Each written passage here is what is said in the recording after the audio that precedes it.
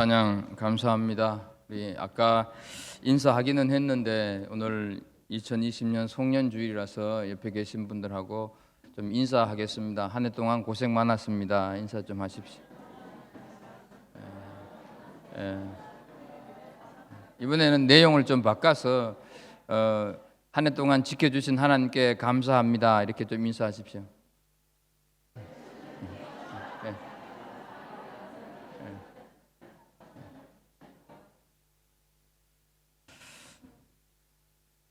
오늘 송년주일인데 아마 좀 출타하신 분들이 좀 많으신 것 같네요. 어떤 사람이든지 자신이 열심히 살지 않았다 이렇게 생각하는 사람은 없습니다. 공부도 직장 생활도 비즈니스를 할 때도 최선을 다해서 열심히 살았습니다. 자녀를 기를 때도 어느 것 하나 소홀히 한 것이 없습니다. 그런데 그 모든 삶이 다 모인 인생이 되어서 돌아보게 되면 내 인생이 뒤죽박죽 살았다 하는 생각을 떨칠 수가 없습니다. 한국에서는 물론 이민살이도 최선을 다해서 열심히 살았는데 삶이 끝난 다음에 돌아보게 되면 삶의 자취가 정말로 진하게 남아서 다른 사람들에게 영향을 주는 그런 사람을 찾기는 참 어렵다 하는 생각을 한번 해보게 되면서, 그렇다고 한다면 우리 삶의 방식에는 무슨 모를 어떤 문제가 있는 것이 아닐까 이런 생각도 해보게 됩니다. 오늘 우리는 한 해를 마감하면서 우리가 살아온 날, 또 앞으로 우리가 살아갈 날, 이 우리의 삶을 한번 점검을 해볼 시간이 오늘이 아닐까 생각을 합니다. 우리가 무엇을 위해서 사는지, 우리 인생이 누구와 살아야 하고 내 인생이 어디로 가는 것인지, 결코 철학적인 물음이 아니라 실제적인 실존적인 물음을 한번 해볼 때가 이 시간이다 하는 생각을 말씀을 드립니다. 그러면서 우리 인생을 한번 새롭게 조명해 보는 시간이 오늘 되기를 축복합니다. 터키 시인인데요, 라짐 히크메트라고 하는 사람이 신과의 인터뷰라고 하는 책을 쓰면서 그 책에다가 신과 인터뷰를 한 내용을 적어 놓고 있습니다. 근데 그 신에게 물어보았던 인터뷰 내용이 무엇이냐 하면, 신께서 인간을 보실 때 가장 놀라운 것이 무엇입니까? 하는 이 질문을 드리면서 그 신이 대답한 것을 이렇게 적어 놓았습니다.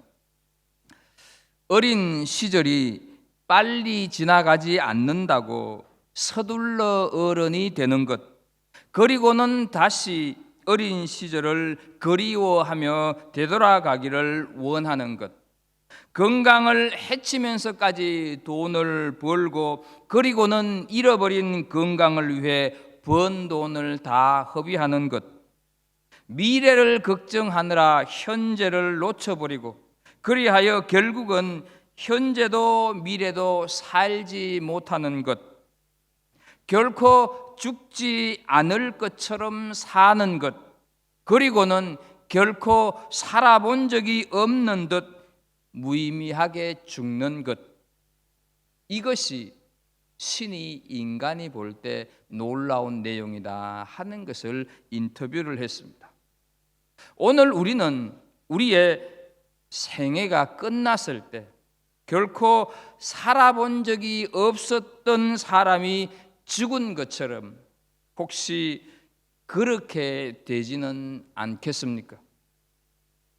아무도 겪어보지를 못했었고 누구도 예측하지 못한 코비드-19으로 우리는 우습게 지나가는 2020년 송년주일을 하나님 앞에 예배를 드리고 있습니다. 사람의 가치는 생김새나 그 사람이 소유한 재산이나 지식의 많고 적음에 결코 달려있지 않습니다. 그가 어떤 일에 쓰임을 받았느냐에 달려 있습니다. 무엇을 위해 사느냐, 누구를 위해서 일하느냐에 따라서 그 사람의 값어치가 평가됩니다. 사람은 밥만 먹고 사는 존재가 아닙니다. 사람은 오히려 보람을 먹고 사는 존재입니다. 잘 먹고 잘 입으면 행복할 줄 알지만 내 행복이 나에게 있지 않다고 하는 사실을 기억하십시오. 단 한 사람이라 할지라도 다른 사람이 나를 필요로 할 때, 내 가치를 인정해 줄 때, 그때야말로 나는 진정한 행복을 느낍니다. 내가 살아야 할 충분한 이유가 그것이다 하는 것이죠. 내 눈에는 내가 나를 볼 때 불필요한 존재로 보일진 몰라도 이런 내가 누군가에게는 꼭 필요한 존재, 그것을 느낄 때 나는 살만한 소망이 생긴다 하는 것이죠. 하지만 이 모든 것들을 다 제쳐두고도 반드시 우리가 알아야 할 것이 있습니다. 내가 아무런 쓸모없는 존재라고 스스로 그렇게 생각하고 있는 그 순간에도, 내가 고개를 떨구고 있는 그 시간에도 나를 꼭 필요로 한 존재로 보고 계시는 분이 있다 하는 것이죠. 그것이 바로 하나님이시다 하는 것입니다. 지금 이 시점, 내가 하나님께 반드시 필요한 존재이기에 이 땅에 두고 있는 것입니다. 내 마음대로 우연으로 내가 여기에 있는 것이 아니다 하는 것이죠. 내가 하나님께 필요한 존재요, 여기에서 내가 이만큼 쓰임받고 있다고 하는 것을 알게 되면 비로소 행복의 가치, 내 존재의 가치를 느끼게 된다 하는 것이죠. 고개를 떨군 채 좌절과 절망의 인생이었으나 하나님을 만남으로 인하여서 행복의 가치, 존재의 가치를 느꼈던 인물이 오늘 우리가 함께 읽은 본문 속에 나오는 모세다 하는 것이죠. 우리는 오늘 하나님을 만남으로 인하여서 달라진 모세의 삶을 통해서 우리가 살아온 날을 한번 되돌아보고 또한 살아갈 날을 점검해 보는 시간이 되기를 축복합니다. 모세가 하나님을 만나서 달라진 첫 번째 삶의 모습은 자신이 누구인가 하는 것을 알게 되었다 하는 것입니다. 11절 말씀을 보게 되면 이렇게 말씀을 합니다. 모세가 하나님께 아뢰되 내가 누구이기에 바로에게 가며 이스라엘 자손을 애굽에서 인도하여 내리까 얘기를 하고 있습니다. 하나님께서 모세야, 너 이스라엘 백성들을 해방시키러 가라 이렇게 하는 말씀에 하나님, 내가 누구이기에 어떻게 그런 일들을 할 수가 있습니까? 나는 아무것도 할 수 없는 사람이다 하는 것이죠. 하나님, 나는 도망자였고, 그래서 하나님, 나는 광야에 숨어든 채 좌절과 상실감에 가득한 그런 현실 앞에 나는 아무것도 아니다 하는 것을 지금 모세가 고백하고 있다 하는 것이죠. 아무런 비전도 없이 그저 목숨만 연명하고 있을 때, 초라하고 별 볼 일 없는 양치기로 내 인생을 마감하겠구나 생각될 때, 그때 하나님께서 찾아오셨고 삶의 의욕을 상실한 듯 모세는 하나님, 제가 누군지 아시지 않습니까? 제가 정말로 형편이 없는 인간입니다. 도망자입니다. 광야에서 40년 썩었습니다. 내가 그 일을 감당하기에는 당치도 않는 내 자신입니다 라고 하는 말이 바로 11절의 말씀이다 하는 것이죠. 결코 모세가 겸손해서 이 말을 하는 것이 아닙니다. 그리고 모세가 자기를 낮추어서 이 말을 하는 것도 아닙니다. 모세의 실제의 현실이고 모세의 실제의 모습입니다. 하나님의 거룩하심 앞에 자신의 약함과 볼품 없는 모습을 액면 그대로 드러내고 있다 하는 것이죠. 애굽의 왕실에서 살고 있을 때는 자신은 뭔가 된다고 하는 생각을 가졌던 모세가 이제 아무것도 아니다 이렇게 얘기를 하고 있습니다. 하나님을 만나면서 자신의 실체를 제대로 알기 시작했다 하는 것이죠. 그렇습니다, 여러분.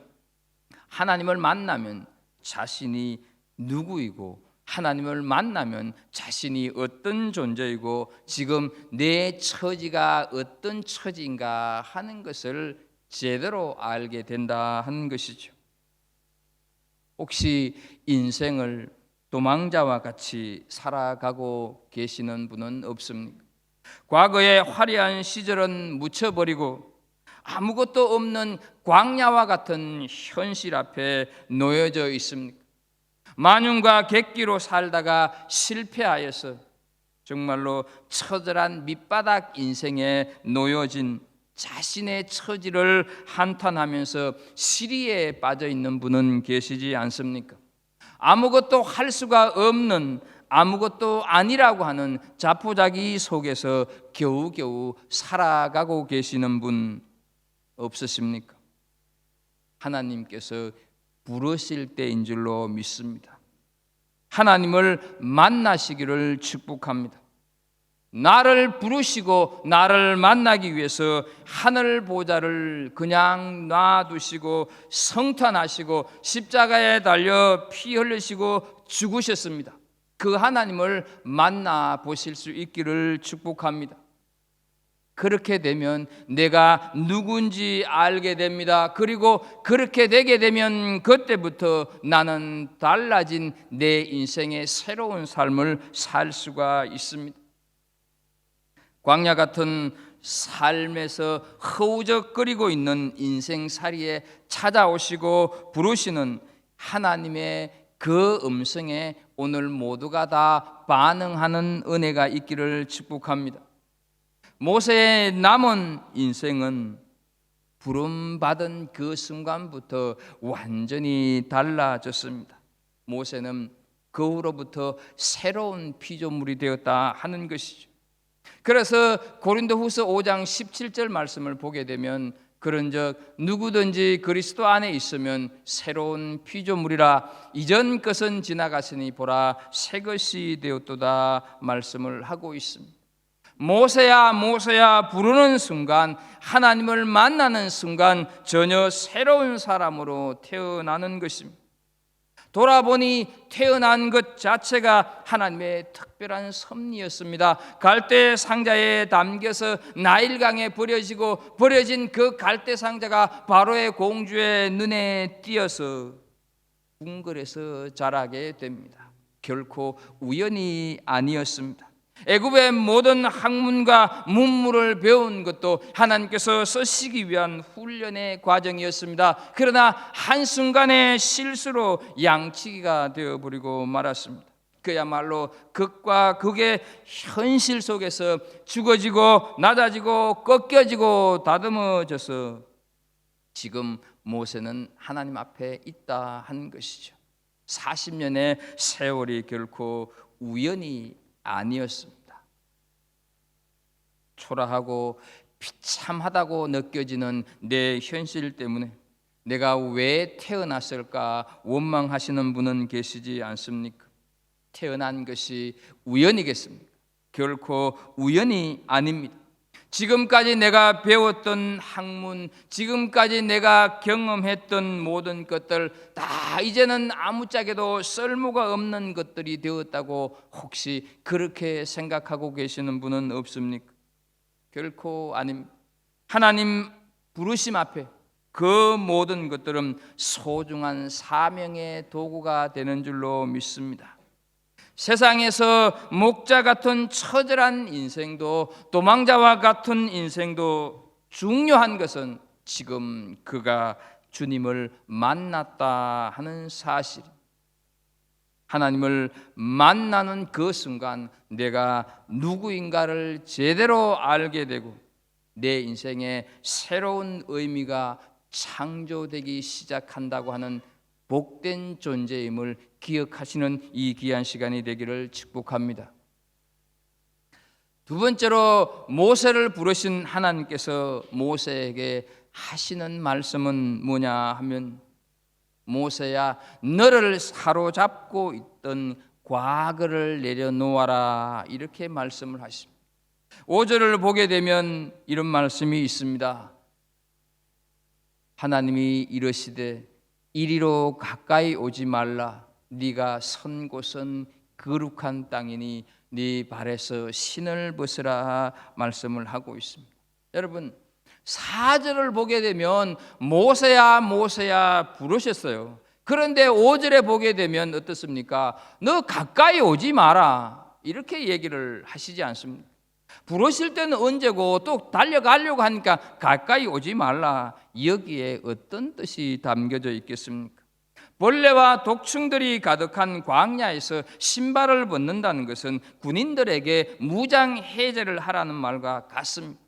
그러나 여기저기 마음대로 돌아다니느라 더러워진 신발을 벗어버려야만 거룩하신 하나님께 갈 수가 있다 하는 뜻입니다. 살인자다, 도망자라고 사로잡힌 과거에서 벗어나라, 이렇게 하나님께서 말씀을 하시는 것입니다. 하나님께서는 결코 과거를 묻지 않으신 분이십니다. 하나님께서 묻지 않는 과거를 왜 내가 자꾸 덜치고 왜 내가 자꾸 묻고 있느냐 하는 것이죠. 그래서 하나님은 시편 103편 12절에서 동이 서에서 먼 것 같이 우리의 죄과를 우리에게서 멀리 옮기셨으며 말씀을 하고 있습니다. 과거와 얼마나 깨끗하게 단절할 수 있느냐, 이것은 미래를 향한 힘이 된다 하는 것이죠.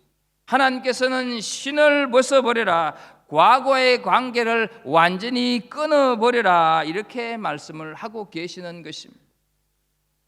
지난날에 성공에 무슨 큰 일이나 한 듯이 교만해서도 안 될 것이고, 실패했다고 해서 오늘 이 순간까지 좌절하여서 자포자기하지 말라 하는 말씀입니다.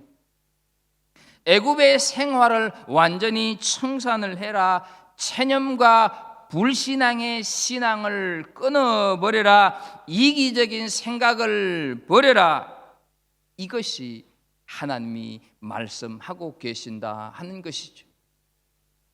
2020년의 마지막 주일에 한 해를 돌아보면서 지나온 인생을 추억하면 후회와 아쉬움이 가득할 것입니다. 실패와 아픔이 많으실 것입니다.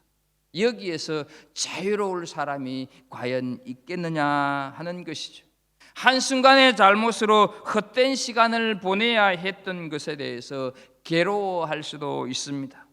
그러나 이미 과거가 되었는데 여전히 거기에서 헤어나오지 못하여서 현실을 부정적으로 살아간다고 한다면 남아있는 내 삶이 어떻게 되겠느냐 하는 것이죠. 사로잡고 있는 과거를 내려놓으십시오. 그리고 예수 그리스도에게 사로잡히십시오. 그러면 삶이 분명히 달라질 줄로 믿습니다. 빌립보서 3장 12절을 한번 보겠습니다. 내가 이미 얻었다 함도 아니요 온전히 이루었다 함도 아니라 오직 내가 그리스도 예수께 잡힌 바 된 그것을 잡으려고 달려가노라, 이렇게 말씀을 하고 있습니다. 세번역 성경을 보게 되면 그리스도 예수께 잡힌 바 된 그 의미를 예수께 사로잡혔다, 이렇게 표현을 하고 있습니다. 여러분, 여기서 사로잡혔다 하는 이 말씀을 어떻게 생각을 하십니까? 많은 분들이 예수님에게 사로잡혔다 하는 그 말에 대해서는 부담스러워하는 것 같습니다. 예수를 믿어도 좀 고상하게, 예수를 믿어도 우아하게, 예수를 믿어도 좀 적당하게 믿고 싶은데, 사로잡힌 사람은 광신적인 사람, 극단적인 사람으로 보이기 때문입니다. 그래서 나는 예수를 믿기는 믿지만 사로잡히는 단계 수준의 신앙생활을 한 것에 대해서는 거부 반응이 있고 부담스럽다, 이렇게 생각하시는 분들이 많이 계신다 하는 것이죠. 그런데 여러분, 우리는 좀 정직해져야 할 때가 되었습니다. 사로잡혀 보셨습니까? 사로잡히니까 거북스럽습니까? 아니면 부담스러워집니까? 사로잡혀 보세요. 하나도 거북하거나 하나도 두렵거나 하나도 부담스럽지 않다 하는 것이죠. 사로잡혀 보지도 않으면서 지레 짐작해서 나는 믿어도 적당하게 믿지 사로잡히는 건 싫다, 이것이 우리의 모습이 아닌가 하는 것이죠. 여러분, 사로잡혔다 하는 이 표현의 핵심은 사로잡혔다고 하는 데 있는 것이 아니라 누구에게 사로잡혔느냐, 이것이 핵심이다 하는 것을 기억하십시오. 바울 사도는 오늘 우리를 통하여서 나는 예수 그리스도에게 사로잡혔다, 이렇게 말씀을 하고 있습니다. 그렇다면 여러분, 다른 사람들은 어디에 사로잡혀 있는 것입니까? 예수 그리스도에게 사로잡혀 있지 않는 사람은 육신의 쾌락에 사로잡혀 있고 죄에 사로잡혀 있고 그렇게 사로잡힌 채 살아가고 있다 하는 것이죠. 사로잡혀야 할 때는 안 잡히고 사로잡히지 말아야 하는데 사로잡혀서 살아가는 것이 문제다 하는 것이죠. 예수 그리스도에게 사로잡혔다 하는 것은 내가 구원받았다 하는 뜻과 마찬가지. 우리가 잘 아는 작가 김홍신 씨가 37년 동안 피우던 담배를 의사 선생님 한마디 말에 충격을 받고 끊어버린 이야기를 자신의 책에 쓰고 있습니다. 폐암을 유발하는 담배가 자신은 물론이거니와 주변 사람들에게도 치명적인 피해를 주는 백해무익하다 하는 것을 알면서도 끊어야 되는데 하면서 너무 즐겨서 끊지를 못하고 있다가 의사 선생님이 이런 얘기를 합니다. 쥐도 쥐약인 줄 알면 안 먹는데 사람은 독약인 줄 알면서도 피웁니다. 쥐가 모르니까 먹지, 쥐약인 줄 알면 절대로 쥐도 먹지 않습니다. 그런데 사람은 자신을 죽이는 독약인 줄 알면서도 먹습니다. 이 한마디 말에 쥐도 알면 안 먹는다는데 이렇게 말을 하면서 끊었다고 그래요. 독약인 줄 알고도 담배를 피우는 사람은 정말로 독한 사람입니다. 사람들은 독약인 줄 알면서도 먹으면서 살아가고 있습니다. 왜 그렇습니까?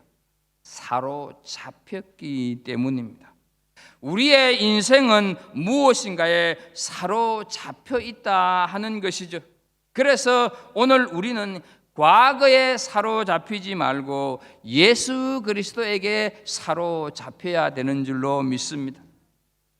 여러분, 우리가 내 자신에 대해서, 내 자신의 신앙에 대해서 나는 예수님께 사로잡혀 사는 사람입니다 라고 말을 할 수가 있으면 그 사람은 예수를 믿는 사람입니다. 그러나 나는 예수를 믿기는 믿지만 예수께 사로잡혔다 하는 이 말 속에는 좀 이런 말을 내가 하기에는 부담스럽다, 이렇게 한다면 그 사람은 이제 예수를 좀 믿어볼까 하는 단계. 말하기 좋아하는 사람은 이왕 사로잡을 걸 하나님께서 나도 바울 사도처럼 확 사로잡았으면 좋겠는데 왜 나를 그렇게 확 사로잡지 않을까, 이런 얘기를 하는 분이 계실지 모르겠습니다. 그러나 여러분, 하나님이 수도 없이 사로잡으려고 했는데 요리조리 빠져나갔다고 하는 사실을 기억하십시오. 잡았다 싶은데 빠져나가고, 잡았다 싶은데 그냥 잡았던 하나님의 손을 그냥 놔버렸다 하는 것이죠. 우리를 사로잡기 위하여서 십자가에 피 흘려주시고 다시 죽으시고 다시 살아나셨다고 하는 그 증거를 보여주고 계심에도 불구하고 어떻습니까? 우리는 사로잡히지 않는다는 것이죠. 그러면서 왜 하나님께서 바울 사도처럼 나도 확 사로잡지, 왜 사로잡지 않을까, 이런 말을 한다 하는 것입니다. 사랑하는 성도 여러분, 나를 사로잡고 있는 과거를 벗어버리십시오. 실패의 신발도 벗어버리고, 죄악의 신발도 벗어버리고, 원망과 불신의 신발도 벗어버리고, 새로운 인생으로 새로운 새해를 맞이하는 은혜가 있기를 축복합니다. 모세를 부르신 하나님께서 세 번째 하시는 말씀, 사명을 주십니다. 9절을 보게 되면 이렇게 말씀을 합니다. 이제 가라, 이제 가라. 이스라엘 자손의 부르짖음이 내게 달하고 애굽 사람이 그들을 괴롭히는 학대도 내가 보았으니 말씀을 하고 있습니다. 가서 이제 이스라엘 백성들을 구원해라 하시는 것이죠. 여러분, 모세가 하나님에게 하나님 이 백성 좀 구해 주세요. 내 인생 여기서 이렇게 끝낼 수 없지 않습니까? 뭔가 좀 보람 있는 인생을 살게 해주세요. 이렇게 기도하여서 하나님께서 응답으로 이제 가라 이렇게 하신 말씀이 아니라는 것입니다. 하나님께서 강권적으로 역사하시고 모세는 그저 그 하나님의 손에 들려서 쓰임 받는다고 하는 말씀, 하나님의 크고 놀라운 계획 속에 모세가 지금 사용되고 있다 하는 것이죠. 하나님께 붙들려서 쓰임을 받고 있습니다. 그렇다고 한다면 이스라엘 백성들을 좀 건져낼 만한 어떤 능력이나 근거를 주시고 일을 시키면 좋겠는데, 모세는 지금 빈손입니다. 무슨 재간으로 이 백성들을 건져냅니까? 나는 아무것도 가진 것이 없습니다. 그래서 모세는 자꾸 이런저런 변명만 늘어놓고 있는 것을 보게 됩니다. 그런데요, 정말로 모세가 하나님에게 하고 싶은 말이 있는데 차마 그 말을 하지 못해서 지금 모세는 상당히 답답해하고 있습니다. 무슨 말입니까? 하나님, 내가 사람을 죽인 사람 아닙니까? 그러니 다른 곳은 몰라도 어찌 그 사람 죽인 현장인 애굽으로 다시 가라고 하는 겁니까? 이 말을 못해서 모세가 내가 누구간데 이런 식으로 표현을 하고 있는 것이죠. 하나님께서 그 사실을 모르시겠습니까? 그럼에도 불구하고 하나님은 모세에게 이제 가라 이렇게 말씀을 하시는 것입니다. 모세 입장에서는 순종하기가 힘든 부분입니다. 그런데 모세는 가야 했습니다.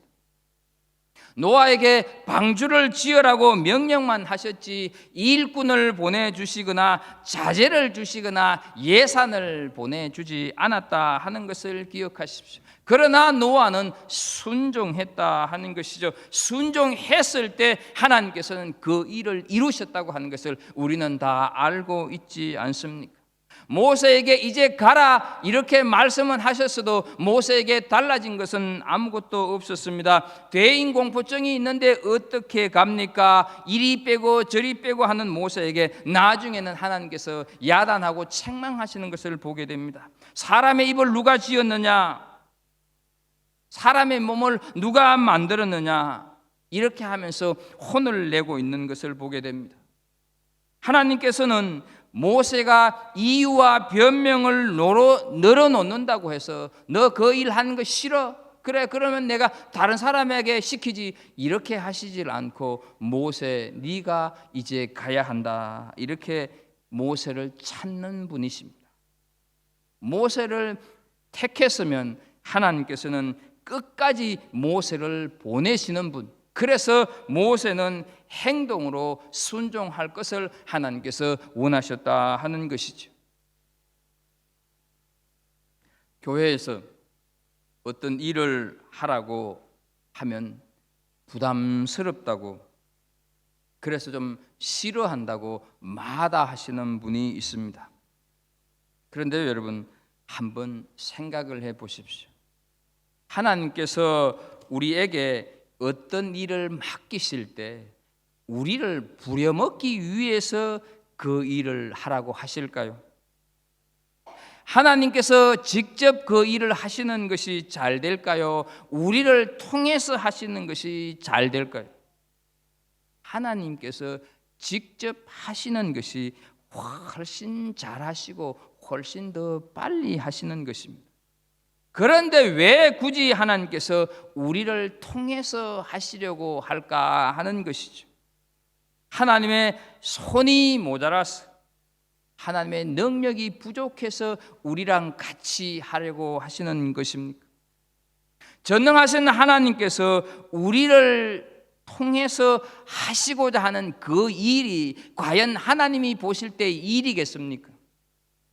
하나님께서 스스로 알아서 하시고 하나님께서 하시면 그 일 하느라고 상처받을 사람도 없고 속상한 사람도 생기지 않을 것이고 쉽고 빨리 할 수 있음에도 불구하고 왜 싫어하고 부담스러워하는 나에게 하나님께서 그 일을 시키신다고 생각을 하십니까?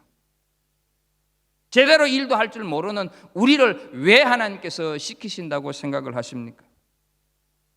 이유는 단 하나입니다. 하나님께서 우리에게 상을 주시기 위해서입니다. 지난 13일 날 한국 성남에 있었던 사건입니다.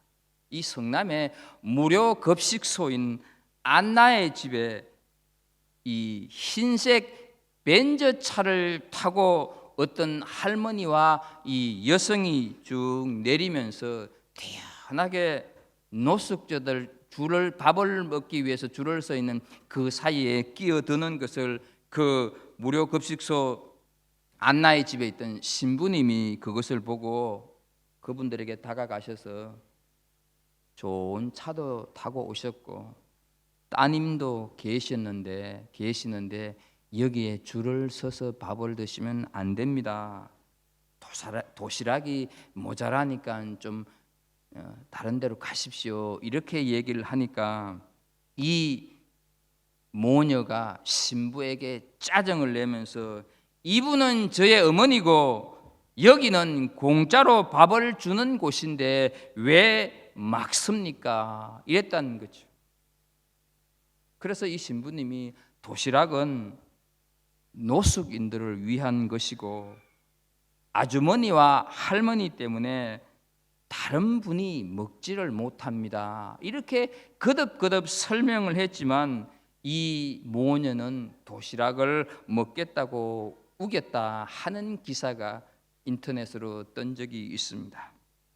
여러분, 가질 만한 것을 가진 사람이 기껏 그 도시락 하나 공짜로 받으려고 한다고 하면 하나님께서 상 주시려고 일을 맡기시려고 하는데 하나님께서 주시는 상이 도시락보다 못하겠느냐 하는 것이죠. 가끔씩 여러분들이 보셨을 겁니다.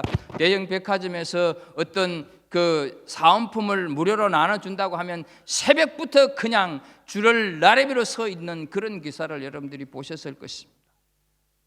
그것도 받으려고 그렇게 애를 쓰는데 하나님께서 우리에게 상을 주시기 위해서 일을 맡기시는데 그것을 마다하면 되겠느냐 하는 것이죠. 여러분, 영안이 열려서 하나님이 주시는 상이 어떤가를 볼 수 있어야 되는데 영안이 열리지 않아서 그것을 보지 못하기 때문입니다. 기억하십시오. 하나님께서 우리에게 어떤 일을 맡기실 때 내가 이 일을 하려고 하면 얼마나 힘이 들까, 얼마나 신경을 써야 할까 이런 걱정을 한다고 하면 그 사람은 정말 걱정이 팔자인 사람입니다. 예수님께 사로잡히면 쉽습니다. 예수님께 붙잡히면 그 일을 충분히 감당할 줄로 믿습니다. 진짜 우리가 걱정해야 할 걱정은 하나님께서 나에게 아무 일도 맡겨주시지 않을까 봐 그것을 걱정해야 한다 하는 것이죠. 여러분, 직장에 출근을 했더니 오너가 너 오늘부터 나오지 않아도 돼, 일하지 않아도 돼, 이러면 기분 좋겠습니까? 비즈니스를 시작을 했는데 손님이 한 사람도 오지 않아가지고 할 일이 없이 하루 종일 있다고 한다면 내 마음이 어떠하겠느냐는 거죠. 내가 쓸모가 없으니까 나에게 일을 주지 않는다, 그렇다고 한다면 나는 비참해지지 않겠습니까? 하나님께서 나에게 맡기실 것은 전혀 없다고 하시네. 이것이 우리가 걱정해야 할 진짜 걱정이 아니겠느냐 하는 것이죠. 무엇이 중요한지 정말로 영안이 열려야 합니다. 빌립보서 3장 14절을 보게 되면 이렇게 말씀을 합니다. 표대를 향하여 그리스도 예수 안에서 하나님 위에서 부르신 부름의 상을 위하여 달려가노라. 바울 사도가 그렇게 고백을 하고 있습니다. 그리고 히브리서 11장 26절에 보게 되면 모세를 가리켜서 그리스도를 위하여 받는 수모를 애굽의 모든 부하보다 더 큰 재물로 여겼으니 이는 상 주심을 바라봄이라, 이렇게 말씀을 하고 있습니다. 하나님께서는 모세를 부르시고 사명을 주시며 순종하기를 원하셨습니다. 상 주시기 위해서 우리에게 하나님께서 주시는 사명이 있는데 그 사명에 순종하는 은혜가 있기를 축복합니다. 그렇다고 한다면 하나님께서 우리에게 명령만 하실까? 이제 가라 명령만 하실까? 아닙니다. 약속도 함께 해주신다는 것을 기억하십시오. 12절을 보게 되면 이렇게 말씀을 합니다. 하나님이 이르시되 내가 반드시 너와 함께 있으리라. 네가 그 백성을 애굽에서 인도하여 낸 후에 너희가 이 산에서 하나님을 섬기리니 이것이 내가 너를 보낸 정근이라 말씀을 하고 있습니다. 너와 함께 하면서 함께 사역을 하게 될 거다, 이 두 가지 약속을 하고 있는 것을 보게 됩니다. 그래서 오늘 본문 8절부터 보게 되면 모든 일의 주체가 하나님이 되고 있는 것을 보게 됩니다. 내가 내려가서 10절에 보게 되면 이제 내가, 12절에 보게 되면 내가 반드시 내가 너를 보낸 정근이라, 전부 다 하나님께서 하신다고 말씀을 하시는 것이지 네가 하는 것이 아니라는 것이죠. 네가 할 일은 가는 거다, 그렇게 하나님께서 말씀을 하고 있는 것이죠. 너는 그저 몸만 가라고 그렇게 하나님께서 자상하게 깨우쳐주고 계신다 하는 것이죠. 여러분, 내가 너와 함께 하겠다 하는 이 약속, 그리고 내가 할 테니 너는 못 막아라고 하는 이 약속은 정말로 엄청난 약속이에요. 마태복음 28장 20절에 보게 되면 말씀을 합니다. 볼지어다 내가 세상 끝날까지 너희와 항상 함께 있으리라, 이렇게 말씀을 하십니다. 구약의 약속을 신약에 이렇게 약속하고 있다고 하는 것을 또 한 번 증거하고 있다 하는 것이죠. 이렇게 모세와 함께 하신 하나님은 오늘 우리와도 함께 하시는 줄로 믿습니다. 세상이 어떻게 달라지고 세상이 어떻게 변한다 할지라도 하나님은 우리와 함께 하시는 줄로 믿습니다. 실제로 모세는 우리가 아는 대로 정말로 크고 놀라운 일들을 많이 했습니다. 얼마나 놀라운 일을 했는지 신명기 34장 10절에 보게 되면 모세를 가리켜서 이후에는 이스라엘의 모세와 같은 선지자가 일어나지 못하였나니 모세는 여호와께서 대면하여 아시던 자요라고 말씀을 하고 있습니다.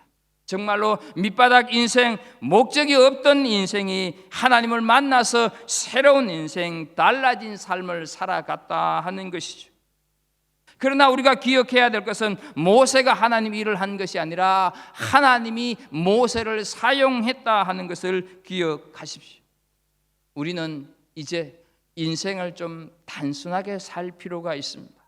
우리가 남은 인생이 얼마나 될지 아무도 알지를 못합니다. 오늘도 하나님께서는 하나님의 뜻을 위해서 우리를 부르고 계심을 믿으십시오. 그러나 내가 뭔가를 할 수 있는 존재라고 하는 생각을 할 동안에는 하나님은 부르시지 않습니다. 난 아무것도 아니다, 난 아무것도 할 수가 없다고 생각되어질 때, 그때 하나님이 나를 부르실 때라고 하는 것을 기억하십시오. 하나님을 만나는 은혜가 있기를 축복합니다.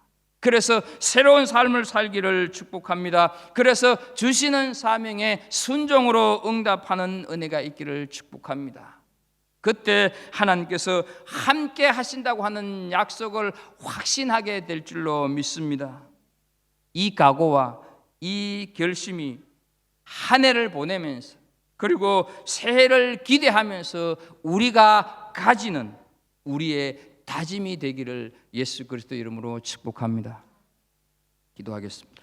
하나님 아버지, 한 해를 보내면서 하나님이 우리를 부르시고 계신다고 하는 사실, 하나님을 만날 때 우리의 삶이 새로운 인생으로 살아가게 될 것이고, 하나님을 만날 때 정말로 내가 누구인가를 알게 될 것이고, 하나님을 만났을 때 하나님은 우리에게 새로운 사명을 주신다고 약속을 하셨습니다. 지나온 한 해, 지금까지 살아온 내 인생을 돌아보면서 정말로 내가 하나님을 만난 존재로 살았는지 돌이켜볼 때, 하나님은 늘 나와 함께 하셨음에도 불구하고 나는 이리저리 빠지고 이리저리 외면했던 것을 떠올리게 됩니다. 하나님, 이제부터는 정말로 하나님과 동행하는 새로운 인생, 새로운 삶을 사는 우리 모두가 되게 하여 주옵소서. 예수님의 이름으로 기도합나이다. 아멘.